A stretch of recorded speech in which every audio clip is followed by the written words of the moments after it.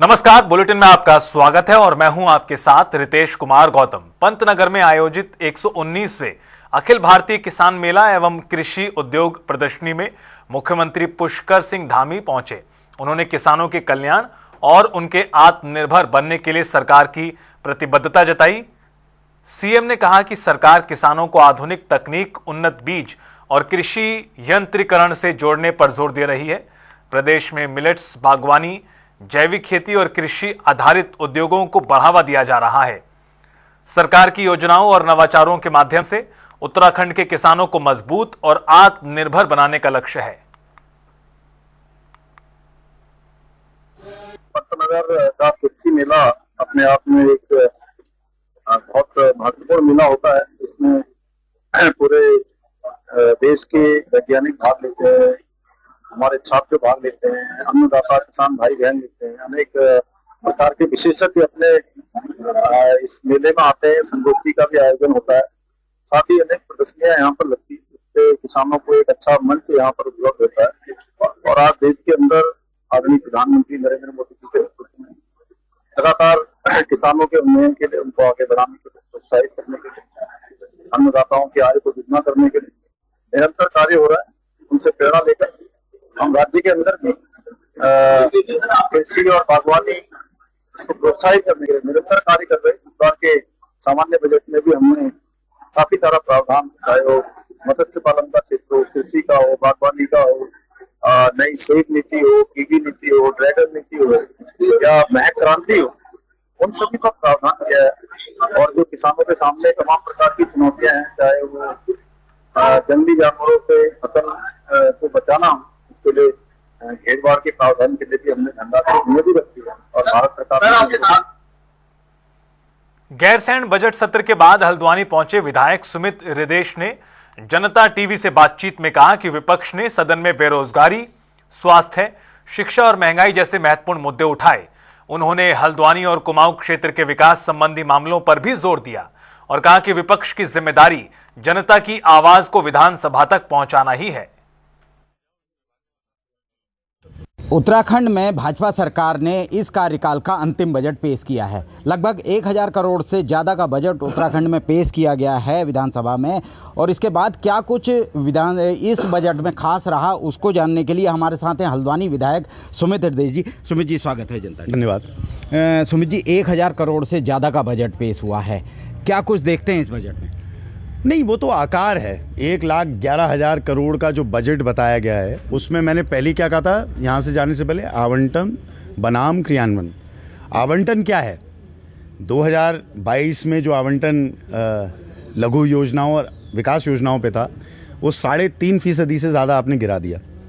मैंने पहले क्या कहा था, पाई चार्ट जो पीछे होता है, पीली किताब मिलती है बजट की, वो सबसे महत्वपूर्ण है। एलोकेशन क्या है आपके फंड्स का, तो आकार में आपने बजट बढ़ा दिया, लेकिन जो ऋण है उत्तराखंड का, वो लगातार उसका जो ब्याज है प्रति व्यक्ति, जो इंटरेस्ट है, इस प्रदेश में लगातार बढ़ता जा रहा है। तो ये निराशावादी बजट था। और मैं केवल एक तकिया कलाम इस्तेमाल नहीं कर रहा हूँ। बेरोज़गारी आपकी आंखों के सामने, महंगाई आपकी आंखों के सामने, गैस का संकट आपकी आंखों के सामने, इसके लिए कोई पूर्व अनुमान नहीं था, कोई पूर्व की तैयारी नहीं थी। तो ये सारे विषय जनता के सामने हैं। जनता जनार्दन है और मैं जनता से आपके माध्यम से कहना चाहता हूँ कि जो असलियत है वो आपकी आंखों के सामने है, छुपी नहीं है। प्रत्यक्ष को प्रमाण की आवश्यकता नहीं है। बिल्कुल। अच्छा, बजट में हमने देखा कि लगभग युवाओं के लिए खासकर जो बजट रखा जाता था पूर्ववर्ती सरकारों में या पहले की उसमें, तो इस बजट में युवाओं के लिए कुछ खास देखने को मिला नहीं। नहीं, क्या है, बड़े बड़े शब्दों का ही तो इस्तेमाल कर रहा है इस बजट में, और था ही क्या 8,40,000 युवा रजिस्टर्ड बेरोजगार हैं इस प्रदेश में। जो हमारे, मैं आपके माध्यम से कहना चाहता हूँ, सदन के पटन पे भी कहा कि जो हमारे बच्चे जिन्होंने बीटेक करा है, जो सुन रहे होंगे, एमबीए करा है, बीबीए करा है, जिनके माँ बाप ने सबसे उच्चतम शिक्षा, तकनीकी शिक्षा इन बच्चों को दी, जो हमारे सबसे बड़े एसेट इस प्रदेश के होने चाहिए, उनमें से कितने बच्चों को स्थानीय इकाइयों में रोज़गार मिला है? ये आंकड़ा सरकार जिस दिन पेश कर देगी, तो जो 70% आरक्षण का सपना पंडित तिवारी जी और कांग्रेस की सरकारों ने देखा था, उस सपने को धूमिल होते हुए जनता अपने आप समझ जाएगी कैसे करा है। बिल्कुल। अगर कारखानों की बात करें तो उत्तराखंड में जिस तरीके से औद्योगिक इकाइयां स्थापित की गई, तो अब की बजट में इन औद्योगिक इकाइयों के लिए भी कुछ खास दिखाई नहीं दिया। तो इस पे भी शायद आपकी तरफ से एक सवाल सदन में आया था कि औद्योगिक इकाइयां भी काम नहीं कर रही। नहीं, वो तो पलायन हो चुका है जी। आप आईटी का क्षेत्र देखिए ना, आईटी से महत्वपूर्ण क्षेत्र क्या विश्व में कोई है, आप ये बता दीजिए। सॉफ्टवेयर माई बाप है इस समय, और हार्डवेयर और सॉफ्टवेयर का जो मिलन है वो दुनिया चला रहा है। ये सारे आपके मोबाइल्स, सारी आपकी टेक्नोलॉजी सर्वोपरि है इस समय। बताइए आप मुझे, आईटी की कितनी कंपनियां यहाँ पे काम कर रही हैं और कितनी जा चुकी हैं। एचपी कैसे गई, अन्य कंपनियां कैसे कैसे आईटी की कंपनीज निकल रही हैं यहाँ से। तो जिस तकनीकी चीज़ में पूरे विश्व में भारत का डंका आईटी में, वहीं प्रदेश की सरकार को उसकी कोई चिंता ही नहीं है। आप यहाँ पे आदमकाल की बात करते हैं, आप ये बोलते हैं कि यहाँ से जो आए हैं वहीं भेज देंगे। आप इनका क्या वक्तव्य है, क्या है, लैंड जिहाद, थूक जिहाद, लव जिहाद। अरे 21वीं शताब्दी में आपने ये सब बातें तो चलो अपने राजनीतिक मंतव्य को पूरा करने के लिए कह दी। तेल कौन से देशों से आ रहा है जो आप ईंधन इस्तेमाल कर रहे हैं? बोलिए ना, तेल का इस्तेमाल बंद करवा देना ये लोग। अगर इतना ही अपवित्र है और सब इतने अपवित्र हैं तो जहाँ से तेल आ रहा है तेल का बॉयकॉट कर दो, गैस का बॉयकॉट कर दो, प्रगति नहीं होगी क्या? आईटी सेक्टर इतना महत्वपूर्ण है, आईटी सेक्टर पे क्या काम करा आपने, आप बताइए, कुछ है ही नहीं जवाब। हमने देखा कि शिक्षा को और युवा कल्याण को और इन सबको मर्ज कर दिया गया। इसका जो बजट है, पहले शिक्षा का अलग से बजट रखा जाता था, आज युवा कल्याण को भी उसी में शामिल कर दिया गया और तमाम चीज़ें, 2-3 वस्तुओं को एक साथ कर दिया गया। इसमें अंतर होगा आने वाले समय में, इसमें नुकसान होगा, देखा जाए। ये शिक्षित करना कहाँ चाहते हैं समाज को? अशिक्षित समाज ये बनाना चाहते हैं ताकि इनकी जो व्हाट्सएप यूनिवर्सिटी है और जो ज्ञान इनके माध्यम से लोगों के मोबाइल्स पे जाता है, वही ज्ञान वो असली शिक्षा को माने। पहाड़ों में 1792 गांव, इनके पलायन कमीशन की रिपोर्ट है, गोस्ट विलेज बन चुके हैं, खाली हो चुके हैं। वहाँ पे लखपति दीदियों की बात कर रहे थे, पहाड़ में जाके दुर्दशा देखिए। यहीं से शुरू हो जाइए ओखलकांडा ब्लॉक से और ऊपर द्वाराहाट तक चले जाइए, गैरसैंण भी चले जाइए, चमोली ज़िले में चले जाइए। गाँव में लड़के तो हैं लेकिन लड़कियां गांव छोड़कर जा चुकी है, शादी तक नहीं हो पा रही गांव में। यह असंतुलन जो है आने वाले समय के लिए, एक ज़माना था 90 का दशक और 2000 का दशक, हरियाणा में बहुत बड़ी दिक्कत होती थी, हर दिन अखबार में आता था। आप देखिएगा कुछ महीनों में, देखिएगा अगले साल तक अखबारों में छपने ना लग जाए कि असंतुलन की वजह से पहाड़ों की और दयनीय स्थिति हो गई है। तो ये राज्य सरकार की असलियत केवल इतनी ही चीज़ दिखाती है। अच्छा सुमित जी, एक आखिरी सवाल, क्योंकि आखिरी बजट सरकार ने पेश किया है, 2027 में सामने चुनाव खड़े हैं, क्या लगता है कि इस बजट का असर चुनाव पे देखने को मिलेगा? देखिए, एक विनिश्चय तो माननीय अध्यक्ष जी करती हैं सदन में, अब ये विनिश्चय जनता के हाथ में। जनता ये विनिश्चय करेगी जब पोलिंग होगी कि जनता यही नफ़रत की बातें सुन सुनकर अगर उन्हें खुशी मिल रही है किसी प्रकार की, तो फिर समाज किस दिशा में जा रहा है, बहुत बड़ा प्रश्न है। लेकिन अगर विषय पर बात हो कि सरकार किस लिए बनी है, ये गंदे गंदे भाषण देने के लिए, नफरत फैलाने के लिए, या विकास कार्य करने के लिए, रोज़गार देने के लिए, महिला सुरक्षा सशक्तिकरण देने के लिए, बच्चों को अच्छी शिक्षा देने के लिए और समाज में एक प्रोडक्टिविटी लाने के लिए, और जो बच्चे यहाँ पे सबसे, मैंने कहा ना, एसेट हैं, उनके संरक्षण के लिए, या फिर ये हवा की बातें कि जिससे राजनीतिक मंतव्य पूरा हो रहा है। तो अगर आप इनकी राजनीति को स्वीकार कर रहे हैं और प्रदेश की प्रगति को नकार रहे हैं, तो जनता के लिए बहुत बड़ा प्रश्न है। चलिए, बहुत बहुत धन्यवाद। तो आपने देखा किस तरीके से हल्द्वानी विधायक सुमित हृदय ने इस बजट को डिफाइन किया है, क्या कुछ बजट में खास रहा, ये हल्द्वानी विधायक की ज़बानी आपने सुना। और अब देखने वाली बात होगी कि इस बजट का कितना असर उत्तराखंड पे पड़ता है और आने वाले समय में किस तरीके से इस बजट का असर दिखाई देता है। जनता टीवी के लिए संजय प्रसाद, हल्द्वानी से। आगामी विधानसभा चुनाव से पहले भाजपा संगठन को मजबूत करने में जुटी हुई है। देहरादून स्थित प्रदेश भाजपा कार्यालय में धारचूला क्षेत्र से आए कई नेताओं और कार्यकर्ताओं ने पार्टी की सदस्यता ली। इस दौरान पार्टी पदाधिकारियों ने नए सदस्यों का स्वागत किया और कहा कि बीजेपी की नीतियों से प्रभावित होकर बड़ी संख्या में लोग पार्टी से जुड़ रहे हैं। वहीं प्रदेश अध्यक्ष महेंद्र भट्ट ने कहा कि आचार संहिता लागू होने से पहले हर विधानसभा क्षेत्र में 2 से 3 हजार नए लोगों को पार्टी से जोड़ने का लक्ष्य रखा है। के अंदर प्रतिदिन बड़ी संख्या में लोगों का आना हो रहा है। दूरस्थ क्षेत्र धारचूला से बड़ी संख्या में हम वहाँ के जो नेता है वो भारतीय जनता पार्टी सत्ता ले रहे हैं, उसमें नगर पालिका के वहाँ के अध्यक्ष भी हैं और हम सबका स्वागत कर रहे हैं। ये क्रम लगातार चलता रहेगा, क्योंकि मैंने कहा कि आचार संहिता लगने से पहले तक बड़ी संख्या में जो भी जनप्रतिनिधि दल के और पार्टी में आएंगे, हम सबका स्वागत करने वाले हैं। माहौल जब बनता तो बड़ी संख्या में लोग आते हैं। अभी माहौल की शुरुआत हो रही है और धीरे धीरे चीजें आगे बढ़ेंगी। और हमने तो अब निश्चय किया है कि पोलिंग बूथ पर दूसरे दलों में काम करने वाले कार्यकर्ता बड़ी संख्या लोगों को ज्वाइन कराएंगे। और जो लक्ष्य हमने दिया कि प्रत्येक विधानसभा को हमने 2 से 3 हजार का लक्ष्य दिया हुआ है, दूसरे दलों को लोग जोड़ना है। उसी प्रक्रिया में आज धारचूला विधानसभा में ये गति आगे बढ़ रही है। उत्तरकाशी में आधुनिक कृषि को बढ़ावा देने के लिए जिला अधिकारी प्रशांत आर्य ने नमामि गंगे प्राकृतिक कृषि कॉरिडोर योजना के तहत 52 प्रगतिशील किसानों को पंतनगर के अखिल भारतीय किसान मेले के लिए हरी झंडी दिखाकर रवाना किया। किसान मेले में आधुनिक खेती, उन्नत बीज, कृषि यंत्र और प्राकृतिक खेती के मॉडल की जानकारी हासिल करेंगे। जिलाधिकारी ने कहा कि ऐसे भ्रमण कार्यक्रम किसानों को नई तकनीक सीखने और अपनी आय बढ़ाने का अवसर देते हैं। हरिद्वार में सामने आए 56 करोड़ रुपए के नगर निगम घोटाले ने सियासत को गरमा दिया है। सरकार ने इस मामले में 2 आईएएस और 1 पीसीएस अधिकारी पर कार्रवाई की है, लेकिन आरोप है कि घोटाले में अहम भूमिका निभाने वाला पटवारी रमेश चंद्र अब तक कार्रवाई से बचा है। वहीं स्वराज सेवा दल ने आरोप लगाया कि पटवारी ने महज 24 घंटे में धारा 143 की विवादित रिपोर्ट लगाकर घोटाले की जमीन तैयार की। स्वराज सेवा दल ने प्रशासन को 3 दिन का अल्टीमेटम दिया है और चेतावनी दी कि अगर पटवारी के खिलाफ कार्रवाई नहीं हुई तो हरिद्वार से लेकर मुख्यमंत्री आवास तक भूख हड़ताल शुरू करेंगे। नगर निगम का 56 करोड़ रुपए का इतना बड़ा घोटाला हुआ, जिसमें एक डीएम सस्पेंड होते हैं, जिसमें एक नगर आयुक्त सस्पेंड होते हैं और जिसमें जो है एसडीएम सस्पेंड होते हैं। तमाम जो नगर निगम के जो कर्मचारी जिनकी संलिप्तता थी उनको पहाड़ भेज दिया जाता है या फिर अटैच कर दिया जाता है। हरिद्वार में रमेश चंद्र पटवारी, जिस पटवारी का मैं आपको चीज दिखाता हूँ, देखिए इस पटवारी के खिलाफ 420, 67, 68, 71, 120 भी आईपीसी में एक मुकदमा पंजीकृत है।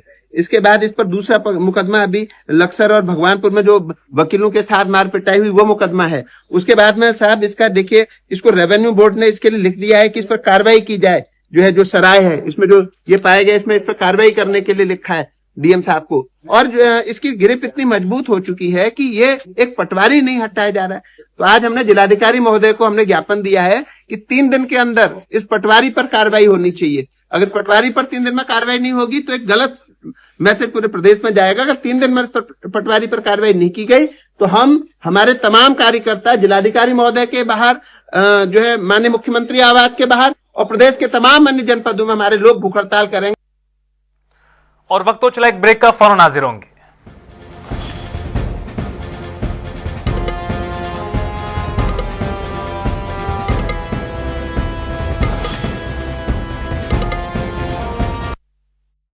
अगर आपके चेहरे पर कोई दाग धब्बे ना हो तो आपको महसूस होता है फर्क आत्मविश्वास का, आपकी जीत और ग्लोरी का। ग्लो से ग्लोरी तक की इस यात्रा के लिए पतंजलि लाया है फेस वॉश की रेंज, जिसमें है हनी, नीम, आमंड, केसर, तुलसी, चंदन, एलोवेरा आदि के गुण। पतंजलि फेस वॉश बढ़ाए आपका आत्मविश्वास। कुछ पल तुम्हारे साथ बिताए हुए पल मेरे साथ रहेंगे जिंदगी भर। LIC से मिले बीमे की रकम ने ही मेरे नए काम की शुरुआत को मुमकिन बनाया। कुछ पल का साथ बन जाता है जिंदगी भर का साथ। LIC, हर पल आपके साथ।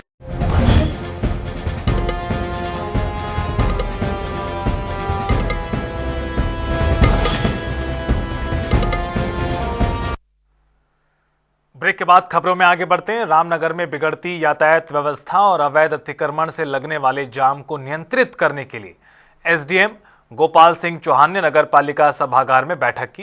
पुलिस, परिवहन, नगर पालिका और अधिकारी, वाहन यूनियन के पदाधिकारी मौजूद रहे। एसडीएम ने कहा कि रानीखेत रोड पर ट्रक, बस, टैक्सी और जिप्सी केवल निर्धारित स्थानों पर खड़े होंगे। ई रिक्शा और टेम्पो के लिए भी अलग रूट तय किए जाएंगे।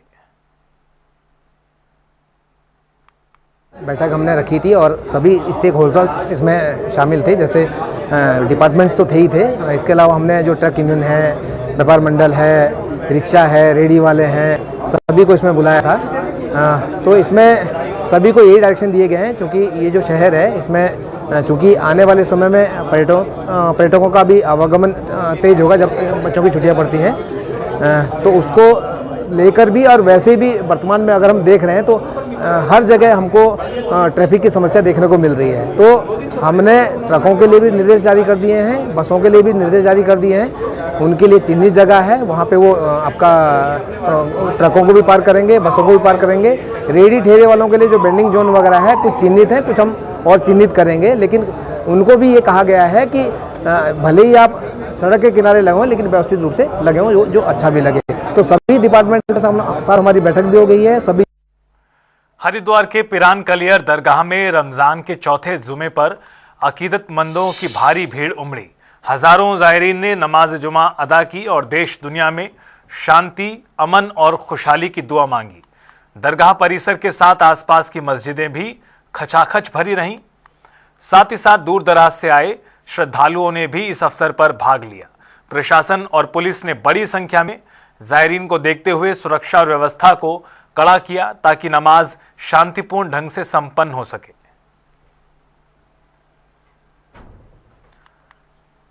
राजधानी देहरादून में बदलते मौसम का असर अब लोगों की सेहत पर दिखाई दे रहा है। दून मेडिकल कॉलेज अस्पताल में इन दिनों मरीजों की संख्या लगातार बढ़ रही है। डॉक्टरों के मुताबिक मौसम में बदलाव, पेड़ों में बौर आने और वातावरण में बढ़ती धूल के कारण एलर्जी और सांस से जुड़ी बीमारियां बढ़ रही हैं। अस्पताल की ओपीडी में नाक, कान, गले और छाती से संबंधित शिकायतों की संख्या बढ़ गई है। डॉक्टरों ने लोगों से बदलते मौसम में सावधानी बरतने की अपील की है। अभी मौसम बदल रहा है, ठंड से गर्म की तरफ जा रहे हैं और मौसम भी काफ़ी सूखा हुआ है।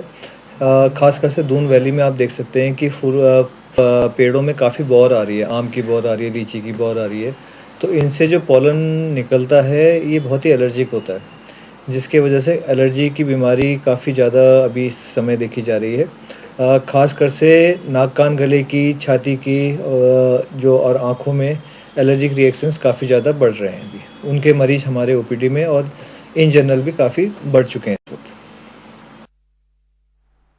हरिद्वार पुलिस ने ऑपरेशन स्माइल 2026 के तहत 2 साल से गुमशुदा 8 वर्षीय बालक को सुरक्षित बरामद किया। बालक उत्तर प्रदेश रामपुर के राजकीय बाल गृह में मिला और एंटी ह्यूमन ट्रैफिकिंग यूनिट ने उसकी पहचान की पुष्टि की। परिजन हरियाणा के कुरुक्षेत्र में मजदूरी कर रहे थे। बालक को बाल कल्याण समिति के आदेश पर मां के सुपुर्द किया गया। एसएसपी के निर्देश में टीम लगातार गुमशुदा बच्चों की तलाश कर रही है।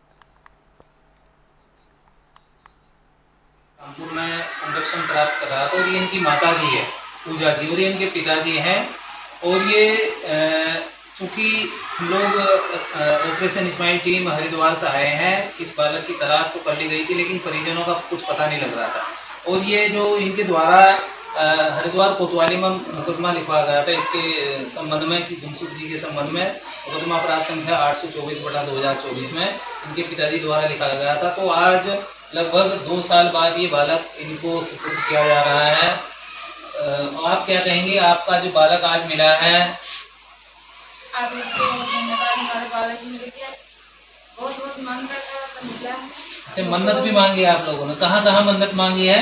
वैष्णो देवी मांगा, बालाजी मांगा। ये बता रहे थे कि वैष्णो देवी हम लोग पैदल गए हैं, बालाजी हम पैदल गए हैं और मन्नत मांगेगी जिस दिन हमारा बच्चा मिल जाएगा हमको तो हम वहाँ जो मन्नत है उसको पूरा करेंगे। और ये इनके पिताजी है। आप क्या कहेंगे भाई, उत्तराखंड पुलिस के द्वारा? उत्तराखंड पुलिस के द्वारा नहीं कहेंगे, हम लोग जरूर परेशान हो गए लेकिन आपकी मदद से मारे। चलो देखो, अभी ये पिताजी भी इनके भावुक हो रहे हैं, चूंकि ये भावुक क्षण होते हैं जब 2 साल बाद किसी का बच्चा मिलता है। माँ का तो दिल कर इतना बेचैन रहता है, अपने दिल के कलेजे का टुकड़ा हुआ उसका बच्चा। ठीक है, आपका बच्चा आज आपको मिल गया है, ठीक है।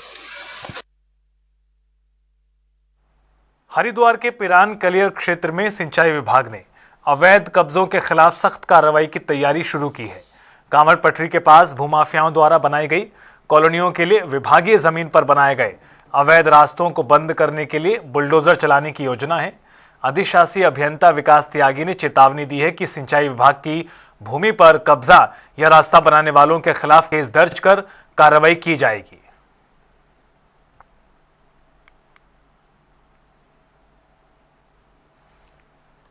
कोई कब्जा नहीं है। दूसरी बात है कि जहां कोई कब्जा करने की कोशिश करेगा तो बिल्कुल सख्त निर्देश है, किसी भी तरीके से कोई भी ढिलाई उसमें नहीं बरती जाएगी। एक सूचना जो हमें अभी प्राप्त हुई थी वो हमने देख लिया है, उसको तत्काल बंद करा दिया है। ये प्रोटेक्टेड फॉरेस्ट में कुछ हमने एक पट्टी नहर के किनारे फॉरेस्ट को दी हुई है, उस पट्टी में से कुछ पेड़ वेड़ वहाँ पे कुछ कम दिखाई दिए तो उस पर सख्त कार्रवाई की जा रही है। कोई परमिशन सिंचाई विभाग नहीं देगा। हम लोगों का सख्त रवैया शुरू से ही है इस मामले में। नहर के किनारे जो माननीय एनजीटी के निर्देश हैं और हमारी सरकार की तरफ से जो निर्देश हैं उनका बिल्कुल अक्षरश अनुपालन यहाँ जनपद हरिद्वार में विभाग द्वारा किया जा रहा है। प्रदेश सरकार की पहल पर उत्तराखंड में पार्कों के सौंदर्यीकरण और नए पार्कों के निर्माण का कार्य तेजी से किया जा रहा है। इस कड़ी में उत्तरकाशी नगर क्षेत्र में नगर पालिका ने चुंगी बड़ेथी ओपन टनल के पास पहले कूड़ा डंपिंग स्थल रहे स्थान को विकसित कर एक सुंदर पार्क का रूप दिया है। करीब 30 से 35 लाख रुपए की लागत से बने इस पार्क ने अब पूरे इलाके की तस्वीर बदल दी है। यहां सुबह शाम बच्चे युवा बुजुर्ग टहलने के लिए आते हैं। साथ ही पार्क के आसपास पहाड़ी कलाकृतियों की झलक भी देखने को मिल रही है, जो लोगों को काफी ज्यादा पसंद आ रही है। अभी हम लोगों ने जो हम लोगों का एक डंपिंग जोन था चुंगी बड़ेथी के पास में था, और वो पहले से मतलब लोग ये थे कि वहाँ पे पूरा कूड़ा कबाड़ डालते थे।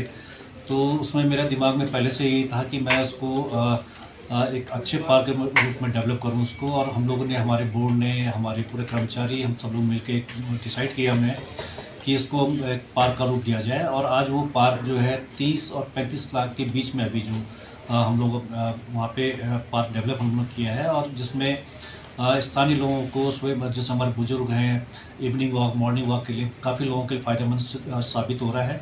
और जैसे सरकार की, हमारी माननीय मुख्यमंत्री जी की घोषणा भी है कि पार्कों का सौंदर्यीकरण, पार्कों का निर्माण किया जाए, तो उसमें हम लोग ने एक ये पहल शुरुआत की है अपने। जैसे रजत जयंती पार्क का है वो तो दूसरा हुआ है, लेकिन ये व्यक्तिगत हम लोगों ने नगर पालिका परिवार ने मिलकर ये माननीय मुख्यमंत्री सनों का हमने साकार किया है यहाँ पे, और ये बड़ी अच्छी पहल है जिसमें सारे स्थानीय लोगों को बहुत फायदा हो रहा है। हरिद्वार के रानीपुर कोतवाली में संत निरंकारी सत्संग भवन के पास सड़क किनारे नाले में एक अज्ञात शव मिलने से हड़कंप मच गया। सुबह राहगीरों की नजर शव पर पड़ते ही मौके पर लोगों की भीड़ जुट गई और तुरंत पुलिस को सूचना दी गई। सूचना मिलते ही पुलिस और फोरेंसिक की टीम मौके पर पहुंची और जांच शुरू की। पुलिस ने शव को कब्जे में लेकर पोस्टमार्टम के लिए जिला अस्पताल भेजा, जबकि मृतक की पहचान और मौत के कारणों का पता लगाने के लिए जांच जारी है। रुड़की में आयोजित एक कार्यक्रम के दौरान जमीयत उलेमा हिंद के जिला उपाध्यक्ष मौलाना नसीम अहमद कासमी ने देश के मौजूदा राजनीतिक और सामाजिक हालात पर बात की और कहा कि भाजपा शासित राज्यों में मुस्लिम समुदाय खुद को असुरक्षित महसूस कर रहा है, जो लोकतंत्र के लिए चिंता का विषय है। ऐसा नहीं है, मुसलमानों को जो है मुल्क के अंदर हौसले के साथ रह रहे हैं। संविधान ने हमें मजहबी आज़ादी दी है, हर चीज़ की जो है संविधान के और कानून में दायरे के अंदर रहते हुए हमें काम करना चाहिए। और अफ्तार का तो बहुत ज़्यादा सवाल है, मुसलमानों को अफ्तार पार्टी का नज़्म करना चाहिए, इससे जो मोहब्बतें बढ़ती हैं, भाईचारा जो है कायम होता है। और अपने दीगर जो हमारे गैर मुस्लिम भाई हैं उन्हें भी अफ्तार पार्टी के अंदर मदऊ करना चाहिए। इसी तरह ईद मिलन के प्रोग्राम होने चाहिए, होली के प्रोग्राम होने चाहिए, आपस में मिलकर सद्भावना मंच का जो है प्रोग्राम होना चाहिए। तो इसमें सियासी लोगों का काम यही है कि समाज को तोड़ के अपनी सियासत करते हैं। ये अंग्रेज़ वाली सियासत चल रही है हमारे देश में भी। हम तो ये चाहते हैं कि प्यार मोहब्बत बना रहे। हम सभी इस देश के जो है बाशिंदे हैं और जो है हम सबों को यहाँ रहना है। हरिद्वार के बहादुराबाद स्थित जया मैक्सवेल अस्पताल में इलाज के दौरान एक मरीज की मौत के बाद जमकर हंगामा हो गया। परिजनों ने अस्पताल प्रबंधन और डॉक्टरों पर लापरवाही के आरोप लगाए। मौके पर पुलिस पहुंची और लोगों को समझाकर मामला शांत कराया। फिलहाल पुलिस परिजनों की शिकायत के आधार पर जांच कर रही है।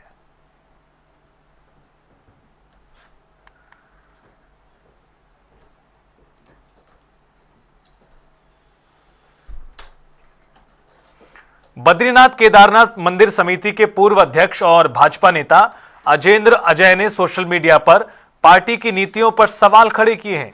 उन्होंने बीजेपी संगठन में बदलाव और पुराने कार्यकर्ताओं के हाशिए पर जाने की बात कही। अजेंद्र अजय ने अपने पोस्ट में संन्यास लेने का इशारा भी किया।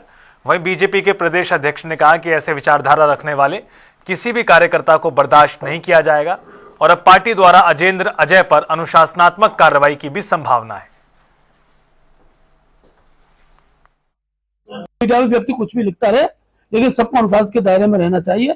और मैं चाहूंगा कि अगर इस प्रकार का अनुशासनहीनता किसी के द्वारा भी होती है तो पार्टी कड़ी कार्रवाई करेगी। आपने संज्ञान लिया है सर उनकी इस पोस्ट पर? मैं अभी देख रहा हूँ, पोस्ट को देख रहा हूँ, मैंने देखी नहीं अभी। मैं पोस्ट को देखूंगा क्योंकि मैं कल ही आया हूँ और इस प्रकार का पोस्ट अपने बारे में मैं दुखी हूँ, मैं परेशान हूँ, ऐसा कोई लिख रहा है तो